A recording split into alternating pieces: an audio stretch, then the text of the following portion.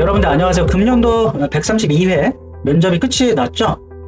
정말로 수고 고생 많으셨습니다.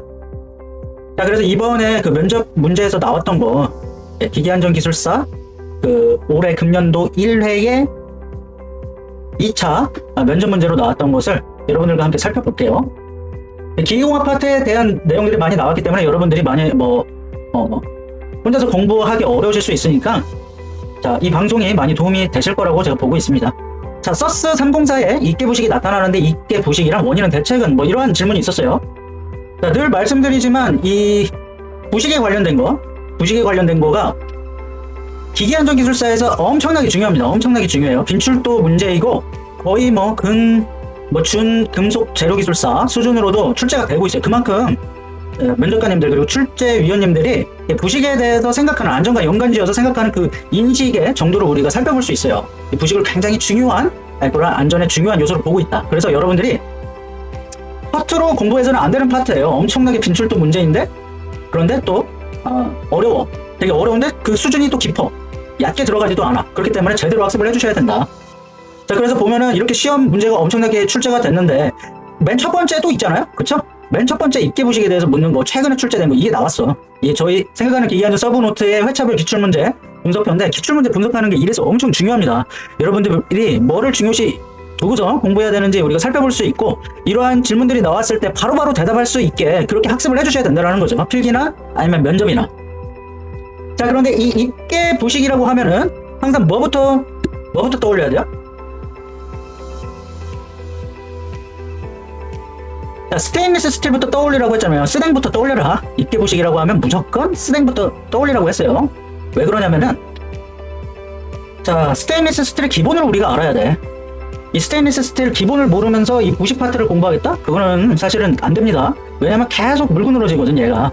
자, 계속 물고 늘어져. 이렇게 국부 부식은 다 얘가 키예요, 키. 얘가 되게 국부 부식에서 많이 등장하는 스테인리스 스틸이, 이게 뭐냐면, 스테인리스 스틸은, 자, 그거예요. 원리가 보통 금속들은 공기에 노출되면은 산화가 돼요. 녹이 쓰는 거죠. 그런데 이 스테인리스 스틸은 이 크롬이라는 원소, 핵심 원소를 이 안에 갖고 있어요. 그래서 크롬이 산소를 만나면은 크롬에 치밀한 산화 피막이 생겨. 산화 크롬에 치밀한 피막이 생기면서 이 부동태화 시켜줘요. 부동태화가 이제 활성화의 반대니까 녹슬지 않게 만들어준다는 거예요. 그래서 얘 표면을 보호를 해줘요. 반대로 산소를 만나면은. 되게 웃기죠? 그런데 얘가, 이 크롬이 이제 핵심 원소인데, 온도가 너무 올라가 버리면 스테인리스 강에서 온도가 너무 올라가 버리면은 이 크롬이 이 탄소를 만나면서 탄화크롬을 형성해요. 탄화크롬을 형성한다. 탄화크롬을 형성하면서 이 크롬이 막 석출돼 버리면은 무슨 현상이 벌어지겠어요? 스테인리스 스틸에서 가장 중요한 원소가 크롬이라고 했는데 크롬이 날아가 버렸어. 그러면 이제 완전 대재앙이죠, 재앙. 그렇죠? 이거는 아예 그냥 기능을 수행하지 못하게 만들어 버리는 거지. 그러면 크롬이 없어져 버리니까 이제 부식이 발생하는 거예요.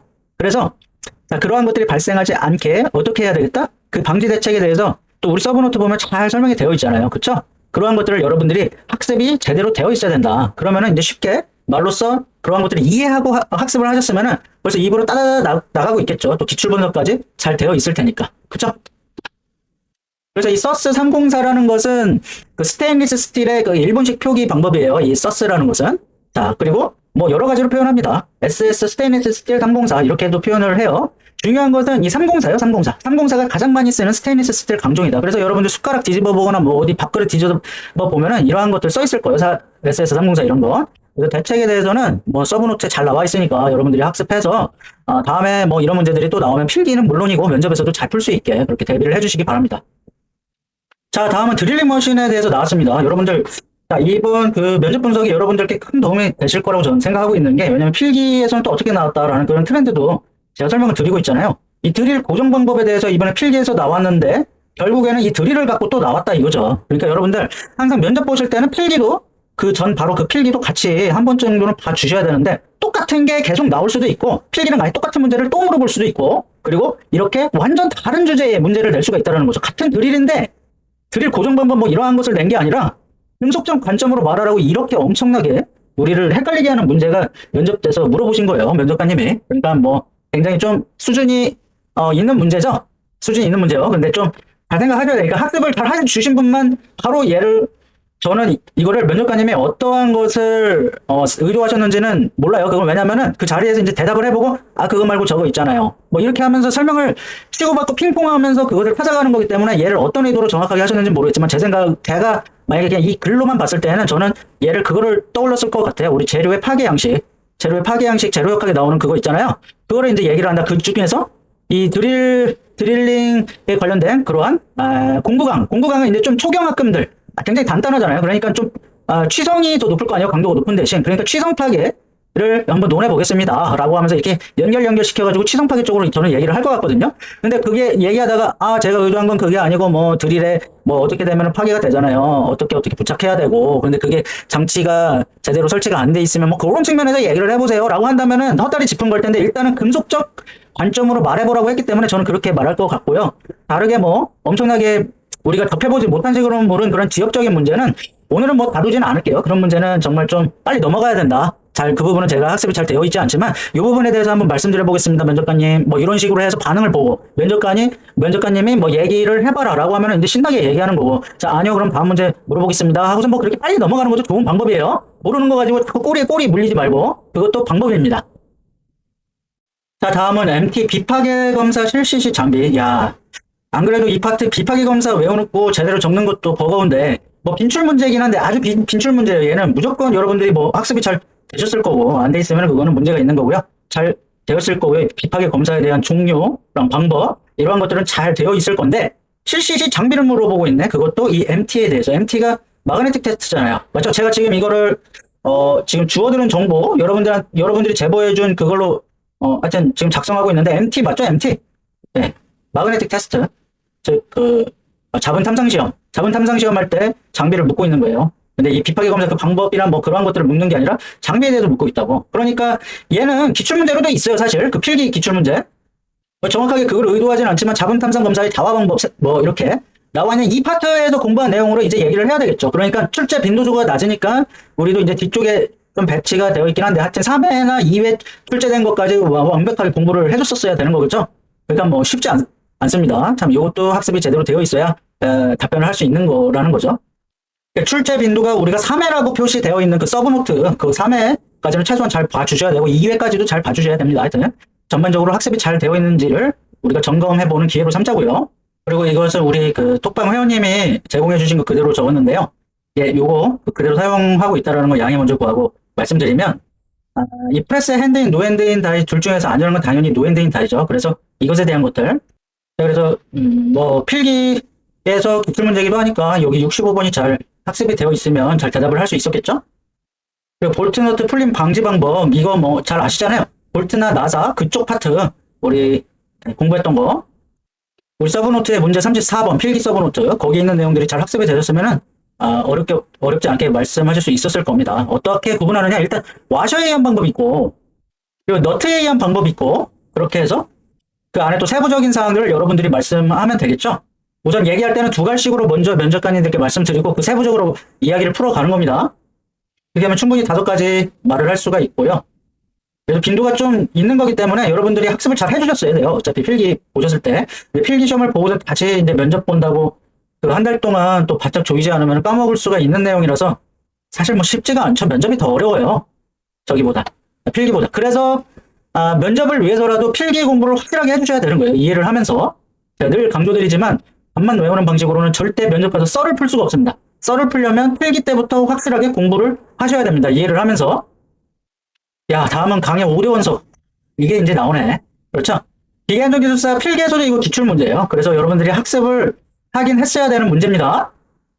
자, 어디에서 나오냐면은 이 주철에 포함된 주요 5원소를 쓰고 여기에서 나왔어요. 아주 옛날에 90회 때 옛날 옛적에. 그래서 우리도 문제가 아주 뒤쪽 부분에 1회 출제된 문제 쪽에 배열이 되어 있기 때문에 여러분들 학습을 하셨었긴 해야 돼. 한번 훑으면서. 그런데 주요 5원소 나오면 주철이나 어떤 강의나 이런 거 가리지 말고 제가 그대로 얘기하자고 제가 우리 인강 학생들한테는 얘기를 했어요. 주철로 물어보든 탄소 강으로 물어보든 스테인리스 스틸 강의 아니면 그냥 여기서 나오는 그 강소 그 주요 원소 망간 인 그런 것들 니켈 그런 탄소 이러한 것들을 그냥 얘기를 하자고 했습니다. 그래서 요 5원소를 얘기를 하려면 이 1회 출제된 문제까지도 학습이 좀 돼 있었어야 됐겠죠. 그러니까 이번에 출제하신 분들이 구석구석 뭐 얼토당토안한 문제를 내진 않았는데 그래도 뭔가 변별력이 없진 않은 그런 문제들이었다. 뒤쪽 부분 원래 출제됐던 문제들인데 옛날 문제를 또 끄집어냈다. 그렇게 지엽적인 문제는 아니었습니다. 자, 그리고 체크밸브 종류 및 특징. 얘는 이제 필기의 기출은 아닌데 또 이렇게 면접의 기출이었을 거예요, 아마 면접 때. 그리고 우리 생각하는 기기안전의 면접 노트에도 이 내용이 실려 있고요. 그래서 뭐 체크밸브는 흐름, 이렇게 유체가 흘러갈 때, 유체가 이렇게 흘러갈 때요. 관 내부를 이렇게 체크밸브가 어떻게 그려야 될까? 잠시만요. 이 디스크가 이렇게 되어 있어요. 그러면 얘가 유체가 흘러갈 때는 어떻게 돼? 얘가 밑에처럼 이렇게 열리겠죠. 열려서 이렇게 유체가 막 흘러가. 흘러갔던 게 근데 역류해서 만약에 돌아온다. 돌아올 때 하면은 얘를 탁 치면서 얘가 이렇게 땅 닫히겠죠. 다시 이렇게 역류해서 올 때, 역류해서 올 때는 열렸던 게 딱 닫히면서 못 가게 이쪽으로 못 넘어가게 유체가. 네, 그 역할을 하는 거 역류 방지용이 바로 체크밸브입니다. 그래서 얘도 뭐 어렵지 않게 그 기출 서브노트로 공부하셨던 분들은 말씀하셨을 수 있으실 거예요. 근데 뭐 제가 어렵지 않게 얘기할 수 있었다. 요거는 뭐 어렵죠. 당연히 많은 것을 뭐 폭넓게 공부를 했었어야 되기 때문에 쉽지 않아요, 사실은. 그러니까 제가 뭐 오늘 방송하면서 쉽게 얘기할 수 있었겠다 이렇게 얘기하는 것은 지엽적인 문제가 아니고 있었던 문제다. 그리고 당연히 여러분들이 면접은 워낙 그 자체가 어렵기 때문에 대답 잘 못하셨을 수도 있습니다. 그래서 그런 것들 뭐 혹시 오해하지 마시라고요. 오해하지 마세요. 저 역시도 면접 가서 갑자기 질문 들어오면은 훈련이 숙달되어 있지 않으면은 잘 대답 못해요. 그러니까 그러한 것은 여러분들께 충분히 양해 구했습니다. 그리고 이제 다음 문제도 그 필기 그 서브노트에 뭐 직접적으로 언급은 안 돼 있지만 그거 있잖아요. 회전 운동을 왕복 운동으로 바꿔주는 게 뭐예요? 이게 제가 그 필기 노트에는 직접적인 언급이 있을까요? 제 생각에 제 기억으로는 없는 것 같은데 일단 제가 인강에서는 항상 설명하는 게 크랭크 축 있잖아요. 이 프레스가 왔다 갔다 하면서 여기 금형에 있는 대로 이렇게 찍어낼 때 이 슬라이드가 왔다 갔다 하잖아요. 프레스 슬라이드가. 근데 얘가 뭐냐면은 그 작동하는 그 원리가 이 회전 운동 뭔가의 그 회전 운동을 지금 이 왕복 운동으로 바꿔주고 있는 거잖아요. 크랭크 축이 이렇게 회전하면서 그렇죠? 크랭크 축이 회전하면서 얘를 왕복 운동으로 바꿔주는 것. 자동차 같은 경우에는 뭐 반대로 엔진이 아니죠. 참 그것도 걔는 이제 실린더 안에서 피스톤이 막 왔다 갔다 하면서 크랭크 축을 통해서 또 바퀴가 굴러가는 즉 왕복 운동을 회전 운동으로 바꿔주거나 회전 운동을 왕복 운동으로 바꿔주는 게 바로 크랭크 축입니다. 그러한 것을 이제 전동기로부터 이제 공급된 에너지를 크랭크 축을 통해서 그런 회전 운동을 왕복 운동으로 바꿔주면서 프레스를 이제 위아래로 왕복 운동하면서 작동한다. 그런 것들을 이제 설명해줘야 되겠죠. 그 다음에 이제 아주 중요한, 뭐 필기에서도 중요한 용접시 여릉력에 대한 것들. 당연히 우리 서브노트에 나와 있는 용접 변형의 메커니즘을 이제 설명을 하는 뭐 그런 시간이었겠죠, 아마? 이렇게만 돼 있어가지고 제가 뭘 물어봤는지 정확하게 모르는데 여릉력이 발생하는 그 원리, 그 메커니즘을 가지고 설명을 해야 되겠죠. 이렇게 부재를 우리가 용접을 때려줄 때에 얘가 팽창을 하는데 구독이 되어 있기 때문에 응력이 발생하는 거. 그렇죠? 그런 것을 이제 얘기를 해줘야 되겠죠? 왜냐면 이렇게 늘어나는데 여기 구속되어 있으니까 항상 모든 구조물들은 공중부양하고 있는 게 아니잖아. 어딘가 이렇게 구속이 되어 있잖아요. 이렇게 못 늘어나게 막고 있으니까 여기서 미는 힘이 이제 발생하면서 압축 응력이 발생하고 이 압축 응력이 항복 강도를 넘어서면서 소성 변형을 하죠. 그렇게 우리 지금 서브노트에 나와 있는 그 메커니즘을 쭉 얘기를 해주시면 되는 겁니다. 이거는 뭐 특강하고 인강에서도 제가 엄청 자세하게 설명을 했기 때문에 그리고 서브노트에도 잘 나와 있어요. 그 표를 잘 그려주시면 돼요. 머릿속에서 그려주시고 그대로 뭐 말을 해주시면 되는데 사실 여러분들이 이해를 하고선 그것을 공부했어야 이 면접에서 설명할 수 있는 거잖아요. 그러니까 그것을 이해를 충분히 하시면서 학습을 하셨었기를 좀 바라보겠습니다. 그렇게 늘어났던 게 다시 설명해 보면은 아까 전에 이 재료에다가 얘를 용착을 했어. 그런데 얘가 여기 구속이 돼 있어. 그래서 못 늘어나게 막고 있으니까 압축력이 발생했었어요. 그래서 압축 응력이 발생했었어. 그런데 얘가 이제 C가 응고가 돼. 응고가 되면은 다시 뭐 얘는 이제 수축을 할 거 아니야. 아까는 이렇게 늘어났던 게 이번에는 수축을 한다. 수축을 하는데 또 여기 구속을 하고 있으니까 이번에는 이렇게 잡아당기는 효과, 인장 응력처럼 남는 거죠. 잔류 응력이. 그러한 열응력의 메커니즘을 여러분들이 설명할 수 있어야 됩니다. 잔류 응력의 정의 뭐 지금 얘기했던 것도 그런 내용이고 얘들을 완화시키는 방법에 대해서 우리 서브노트, 필기 서브노트에도 잘 나와 있다. 그것을 이제 얘기하면 되는 거고, 그 측정 방법이 있네요. 이 14번이니까 아주 중요한 문제잖아요. 우리 서브노트에서. 거기에서 측정 방법에 대해서도 기출문제, 그리고 우리 서브노트에서도 다루고 있기 때문에 얘를 잘 학습을 해 주셨었어야 대답이 쉽죠? 파괴적 분석 방법과 그리고 이제 비파괴적 방법, 그렇게 두 가지가 있고, 파괴 방법에는 뭐 구멍 뚫기법이랑 층제거법, 분할법이 있고, 비파괴 분석법에는 X선 회절법과 뭐 중성자 회절법 이러한 것들이 있죠. 초음파법이랑 자석식 응력 지시계법, 그러한 것들이 있습니다. 각각에 대해서도 여러분들이 뭐 이해를 하고 있으면 더 살을 붙여서 더 세부적으로 설명을 할 수 있는 거죠. 예를 들어서 구멍 뚫기법은 구멍을 뚫어봤을 때 그 주변에 뭔가 잔류 응력이 남아있으면 구멍을 뻥 이렇게 뚫어놨을 때 어떠한 변형들이 막 여기서 생길 거예요. 여기 만약에 예를 들어서 이 판에 막 이렇게 뭔가 잔류 응력들이 막 여기 남아있어. 그랬는데 여기 구멍을 뚫어봐. 그럼 얘가 이 원래 들어가 있던 이 잔류 응력 때문에 막 변형이 이렇게 올 거잖아요. 구멍을 뚫기 전에는 몰랐던 그 안에 남아있던 잔류 응력을 이 구멍 뚫기법을 통해서 우리가 측정하는 방법. 그게 바로 파괴 분석법 중에서 구멍 뚫기법이고, 그 층제거법도 파괴 분석 방법 중에 하나인데, 용적 층을 하나씩 제거하면서 어떻게 변화되는지 그러한 것들을 통해서 측정하는 거. 그리고 비파괴 방법은 뭐 여러분들 쉬우니까 그거는 서브노트를 통해서 살펴보도록 하겠습니다. 근데 이렇게 세부적으로 지금 말씀드린 것들은 사실 서브노트만 가지고선 공부하기 힘들어요. 그것은 여러분들이 각각의 이제 뭐 자료를 찾아서 공부를 해 보아야 이제 썰이 풀리는 겁니다. 그거는 여러분들이 이제 학습을 해 주시기 바라겠습니다. 그리고 이 송풍기 진동 대책이 나왔는데 사실 이거 쉬운 문제는 아닙니다. 얘는 뭐 유체기술사나 그런 건설기 기술사 쪽에서 자주 출제되는 문제라서 그걸 공부하셨던 분들한테는 쉬운데 또 뭐 그렇게 쉽지도 않아요. 왜냐면 펌프 진동과 펌프 맥동과의 그 메커니즘이 약간 다르거든요. 그래서 쉽지는 않다. 그래서 진동 대책도 얘기할 때 우리 펌프의 그 맥동 현상이 왜 나타난다라고 했었죠? 우리 서브노트에도 있잖아. 우리 서브노트에도 있는데, 자, 맥동 현상 하면 항상 펌프에서 생각해야 되는 것은 이렇게 보통의 그 양정 유랑 곡선이 이렇게 우하향 곡선으로 되어 있는데, 자, 맥동 현상이 발생하는 애는 이 곡선이 이렇게 우측 산형부를 띄고 있어요. 이렇게 뻥끗 우측으로 솟은 그런 곡선을 띄어요. 그게 바로 펌프에서의 맥동 현상을 일으키는 펌프 곡선 그러한 특성이다 라고 우리 서브노트에도 잘 적혀져 있는데, 이 송풍기는 약간 그 메커니즘이 다른데 그 공통되는 게 있어요. 우선 맥동 현상이 일어날 때의 그 현상, 그것을 이제 뭐 펌프에서 우리가 학습한 내용을 그대로 얘기를 해주시고, 대책 방법을 우리가 만약에 송풍기에 대해서 꼭 집어서 공부를 하지 않았었으면 여기서 이제 응용력이 필요한 거죠. 응용력.